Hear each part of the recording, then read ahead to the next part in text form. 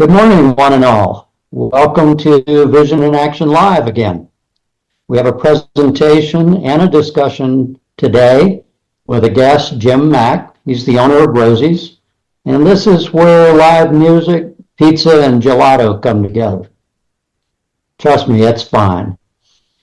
And I'm Jim Boswell. I'm your host and the author of Lifelong Fulfillment, Take Charge of Your Life. Today's presentation is going to be on personal economics. So, with personal economics, this is one of the most important things that's available to help you afford the life of your choice and how to make it happen. It's imperative to know what it costs you to live and prosper, where your incomes originate, and whether you are struggling or in good shape. So let's look at some of the recommendations from the experts.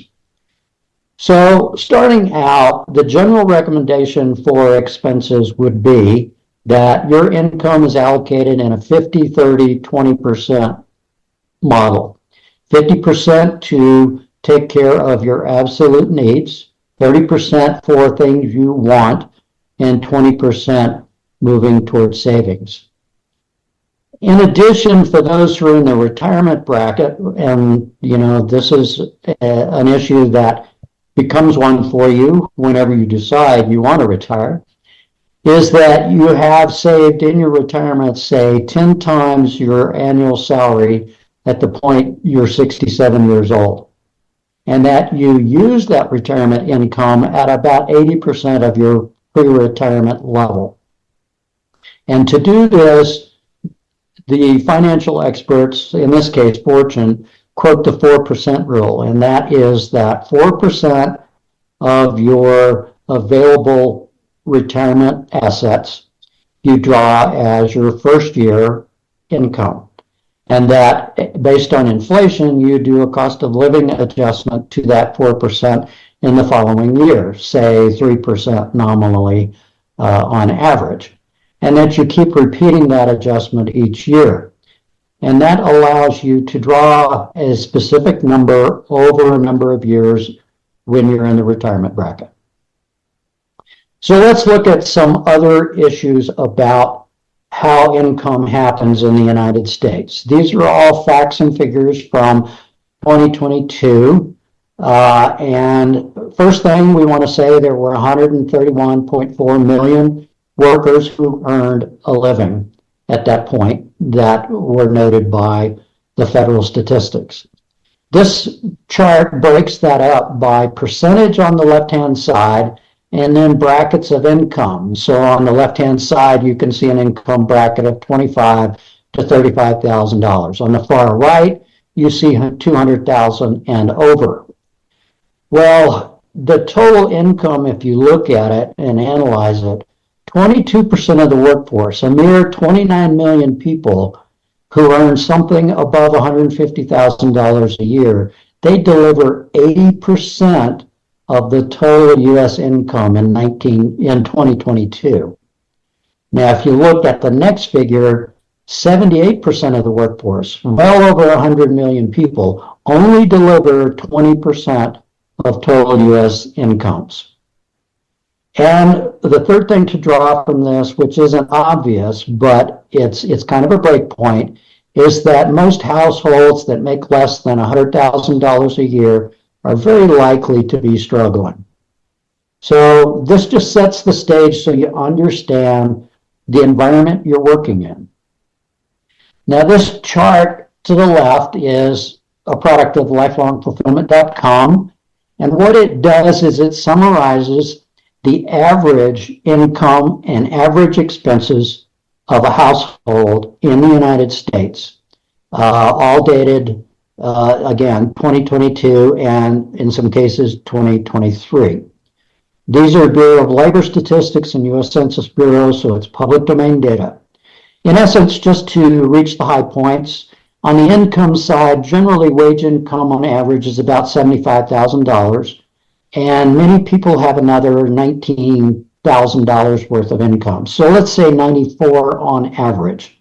Now, please remember when we talk about average versus means, Averages are higher because of the high income of that 20% of the population.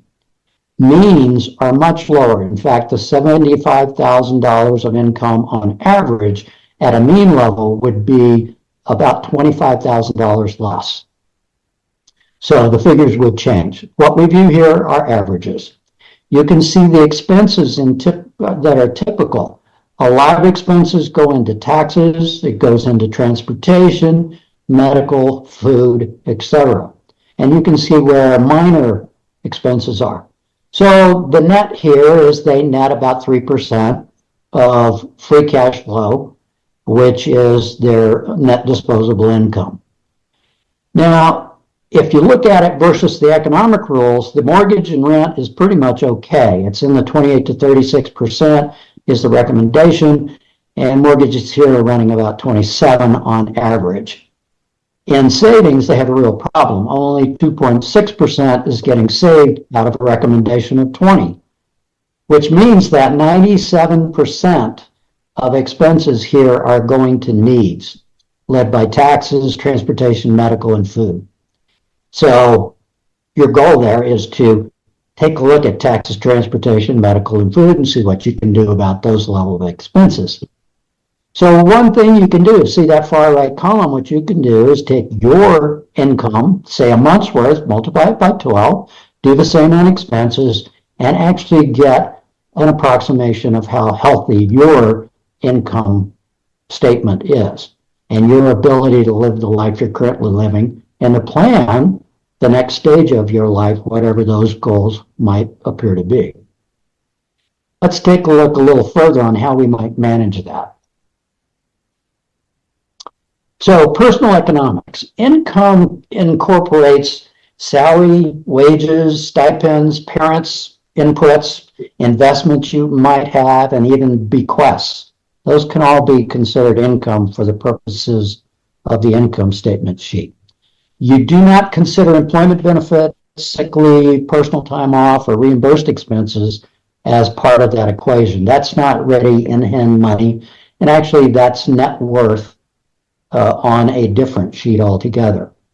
Expenses are pretty straightforward. Transportation, utilities, food, housing, clothing, insurance, paid cash, and medical and dental. So how do we look at this? Net income, or another term is disposable income, is your total income minus your total expenses. If you're negative on total expenses, your expenses exceed your income, then you're borrowing against your future, you're borrowing on a card, you're doing something to make that work. And it's a far cry from the recommended expenses, that expense management that you should be following.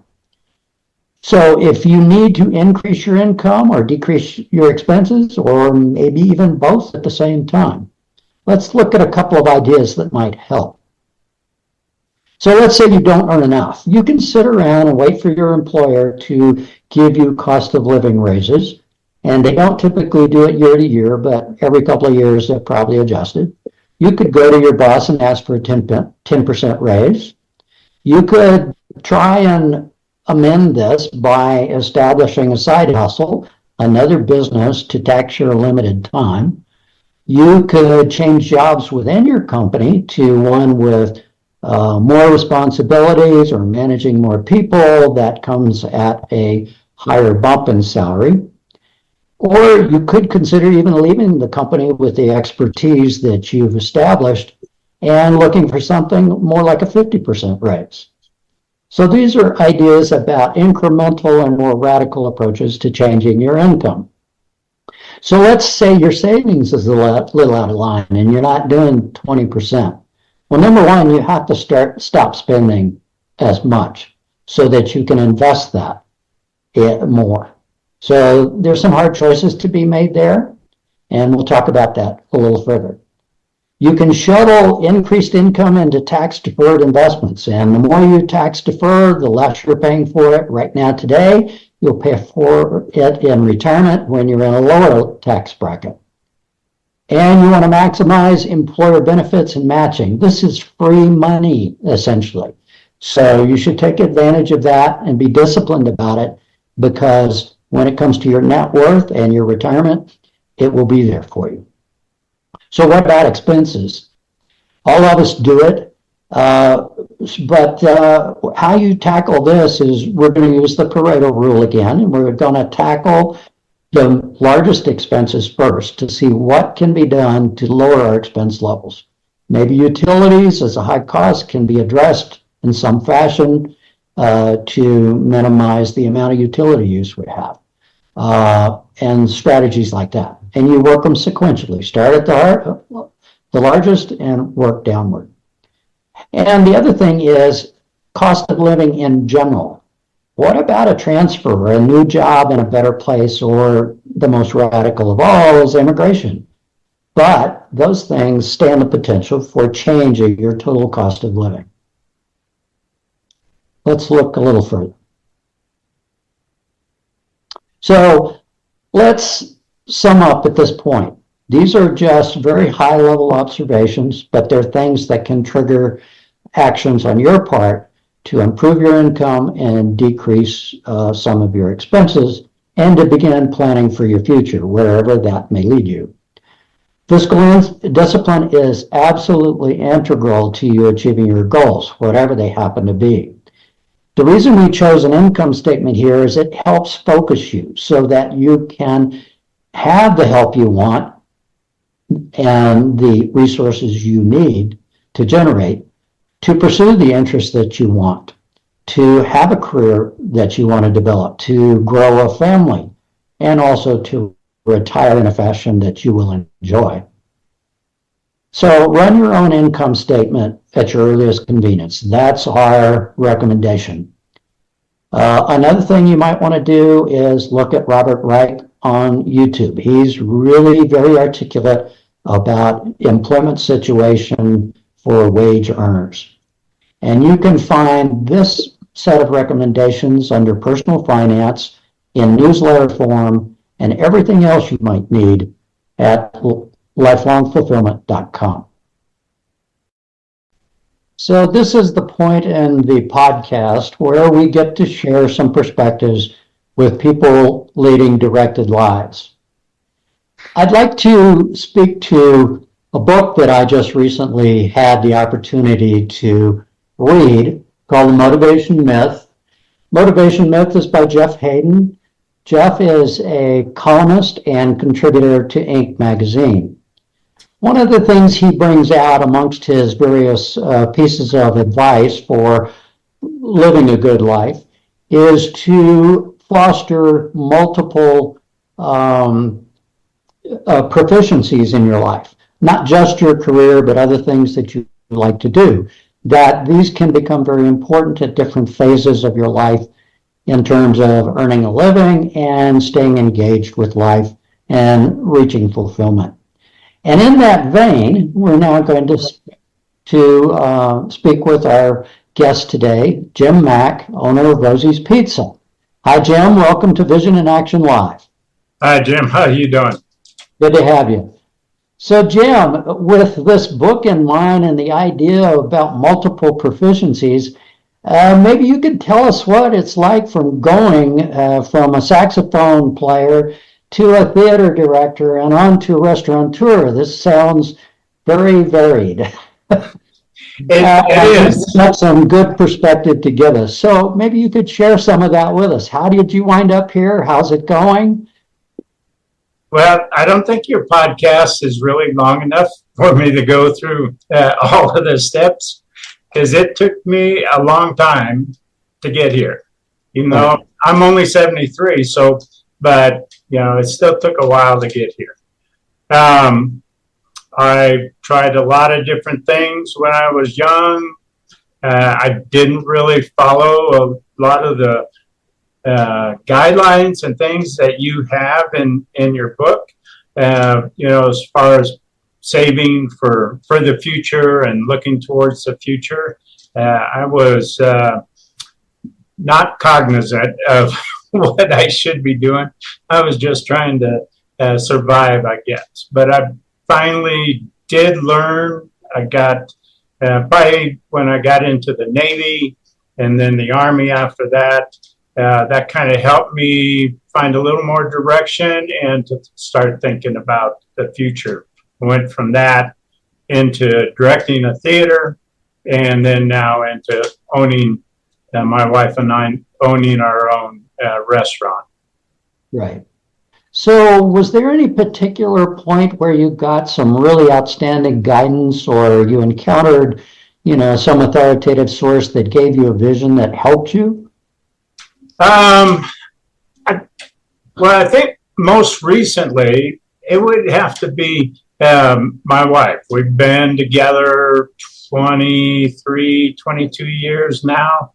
And that was probably the most structured direction I got from her, was looking at our finances and really planning. Prior to that, there was a gentleman that I was in the Army with.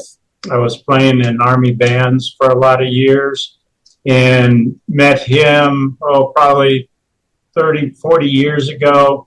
And we just happened to sit down one day and we were talking about what we were going to do once we retired from the military and that type of thing. And I said, well, I don't know. I'm just, I'm kind of probably won't do music for my whole life other than I'm going to participate, but I don't think that's going to be a money-making thing for me. And he said, well, if you want to be successful at whatever you do, you better have the means to support yourself or have a way to kind of fall back on something while you're trying to figure out exactly what you're going to do.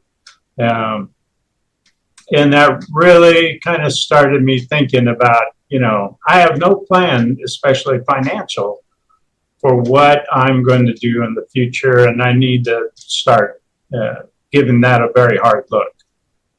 Well, thanks. That's a good perspective. I think actually, Jim, there's a lot of people who are dealing with the same thing. A lot of advice that we talk about daily now wasn't really readily available back when we were growing up. So I think we have a lot of company here. One of the things that we find among folks is the question of balance. Many people place family ahead of career, career ahead of family, things like that. I wonder if that's been an issue for you and how you might have managed that. It's definitely been an issue for me. I really did not, especially when I was younger. Like I said, I was trying to survive, and I didn't go out and spend a lot of time. I was working probably lesser paying jobs and really struggling to just keep my head afloat. So that was definitely an issue. When I got a little older, especially I got married while I was in the military. We had a couple of kids, and I was gone quite a bit. I was traveling with the bands, and we were out playing a lot. When I was in the Navy, we were even stationed in different locations. So I really had to start kind of just making sure that I segmented my life so that I had my time that I was actually putting in the work, but I really had to work on and focus on being sure that I set aside the time to be with my family, to be with my kids, and kind of go through things with them, because that was not in my nature to do. I was pretty focused on working, make sure I did a good job. I see. Well, all of us have those issues, I think. Yes. And another question for you. You're of an age, as am I, where retirement becomes an interesting goal, process, and so forth. Maybe you might share some thoughts with us about how you view that. So I think for me, and actually for my current wife and myself, we kind of view retirement as we're not necessarily doing something that we want as a career, but we're doing something that we love and that we still have some purpose. I retired from the performing arts theater that I had run for about 15 years, and we moved back to the small town where we live now. And we knew that we wanted to be retired, but we didn't want to sit around the house and watch TV or, just get up in the morning and think, well, what are we going to do today? We wanted to have a purpose, and that's how we came about doing the restaurant. We had, like I said, when I met my wife, finally really started getting my financial things in order. So when we went to open the restaurant, it was not to support us. We wanted to give back to the little community that we were living in, help with the economic recovery that they were kind of moving into, provide some jobs in town for local people and that type of thing. So retirement, like I said, wasn't really just stepping away and going out traveling all the time and gallivanting around the country, which sounds good, but we wanted to have a purpose for what we were and something that we really love. Well, it's been 4 or 5 years now, and it looks like you've been very successful at establishing that retirement pattern and those goals. It has. It's worked out really well for us, even, during all the craziness. We did okay. We didn't do great like most everybody in the country, but we did okay, and we made it through. And now we're really seeing the payoff on the other end. We're going to actually be able to hire some more people and possibly expand the business a little bit and offer a little bit more to the community. Right. So, Jim, as you know, we are launching lifelong fulfillment, and I sort of briefed you on some of that and provided you some materials. I wondered if you had any comments about that struck home for you. Well, and looking through, especially, you'd sent me some information like on the personal economic side of things, and it really struck me that it took me so long to figure out that those were things that I really need to be concerned with. And I thought back, kind of reflecting on some of the things you had, like how much, I think one was the 4% rule and some other things about how you kind of plan for your retirement, that things might have been much easier for me if I had met you like 70 years ago, or well, not that long ago, 50 years ago. And when I was really looking for what I was, going to do and kind of searching for myself. And I think the other thing that struck me was just, I didn't really have a lifelong fulfillment kind of directive for a long time. I was just kind of out there in the world and getting by, like I said before, and not really thinking about what can I do, how can I contribute. A lot of different things that you talk about. It just wasn't in my mindset. And in some ways, it's worked out great. Things have, turned out well. I finally got my act together.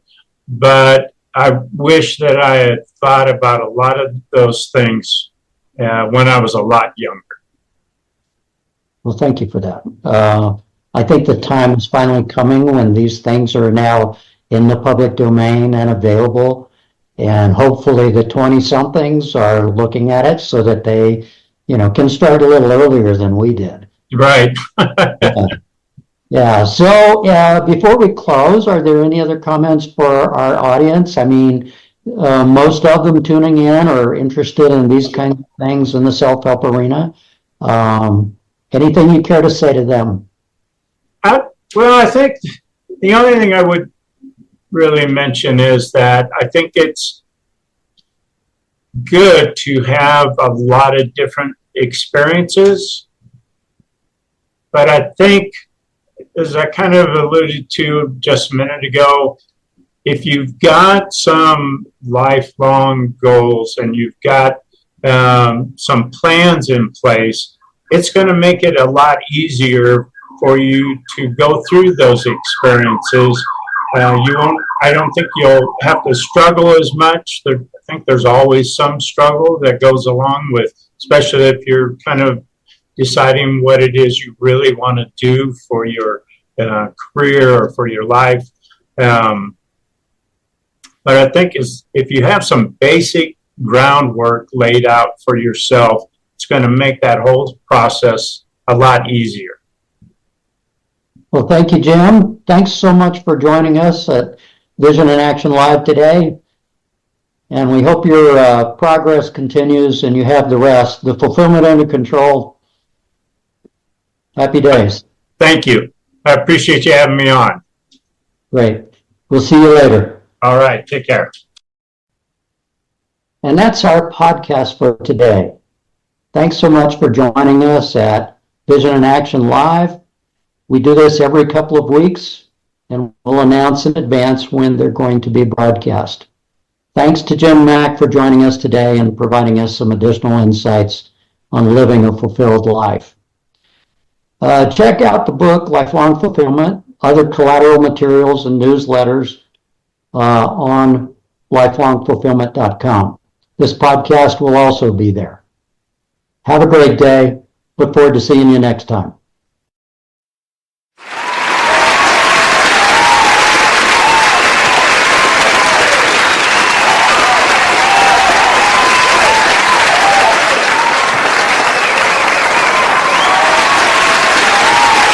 Do you want to play online slots, live dealer, baccarat, blackjack, roulette? Sign up to claim your welcome bonus today at punt.com, the #1 free-to-play social casino. And punt.com is free forever. No purchase necessary. punt.com. So check out punt.com, punt.com, and start having fun by playing the social casino games you love. punt.com. With the cold weather incoming, what's the obvious choice for a backyard upgrade? Hint, it's a Solo Stove. Solo Stoves are smokeless, and that's not blowing smoke. With the patented design with signature 360-degree airflow technology to feed the flames and burn off smoke before it gets into your hair or clothes. Create the perfect atmosphere this fall. With over 222,000 5-star reviews, Solo Stove is the ultimate fire pit. Just ask Snoop Dogg. With countless sizes, there's a Solo Stove for every backyard. From tabletop fire pits to pizza ovens and even fire pits designed to sit 8+ people, there's something for everyone. With the lifetime warranty, enjoy the comfort of your 100% stainless steel fire pit without the worry of it breaking. Solo Stoves are built to last, not just for the season, but forever.